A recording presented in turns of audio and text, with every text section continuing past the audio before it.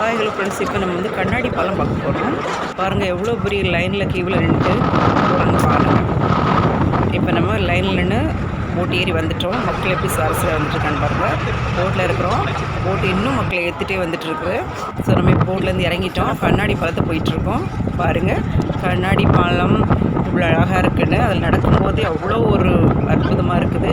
சின்ன பிள்ளைங்கள்லாம் அதில் நின்று அழுறாங்க. கடல் இருக்கிற மாதிரி பேரண்ட்ஸ் எல்லாம் தூக்கிட்டு ஓடுறாங்க பிள்ளைங்கள. அழகாக இருக்குது. அது நடந்து போகும்போது நமக்கே கொஞ்சம் கடலுக்குள்ளே இருக்கிற மாதிரி ஒரு ஃபீல் ஆகுது.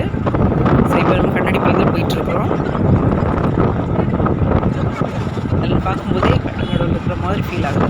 கண்ணாடி பாலத்தை தாண்டி நம்ம வந்துட்டோம். இப்போ வந்து திருவள்ளுவர் சிலையை பார்க்க போயிட்டுருக்கோம். பக்கத்தில் இருந்து அவருடைய பாதம் பக்கம் வரைக்கும் நின்று பார்க்கலாம். ஸோ வாங்க பார்க்கலாம். இதோ அவருடைய சிலை கால் பகுதி நின்றுட்டுருக்குறோம். நம்ம திருவள்ளுவர் சிலை தாண்டி நம்ம வரும்போது அந்த ரெண்டு பக்கத்தில் இருக்க அந்த கேட் இருக்கு இல்லையா, வழி கேட், அதில் வந்து அவருடைய திருக்குறளெல்லாம் அதில் பதிச்சு வச்சுருக்குறாங்க. அருமையாக இருக்குது பாருங்கள். 133 அதிகாரத்துலேருந்து 133 குறள்கள் அதில் பதிச்சு வச்சுருக்குறாங்க. அருமையாக இருக்குது. இப்போ நம்ம எல்லாம் சுற்றி பார்த்தாச்சு. திருப்பி நம்ம கரைக்கு வர்றதுக்காக வந்துக்கிட்டு இருக்கோம்.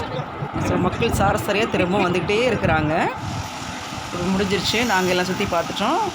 இப்போது 6 மணி ஆயிடுச்சு. ஸோ அங்கே வந்து இதுக்கு மேலே இன்னும் வந்து உள்ள அனுமதி இல்லை அப்படின்னு சொல்லிட்டு வர்றவங்களெல்லாம் அவங்க வெளியே அனுப்பிட்டுருக்குறாங்க.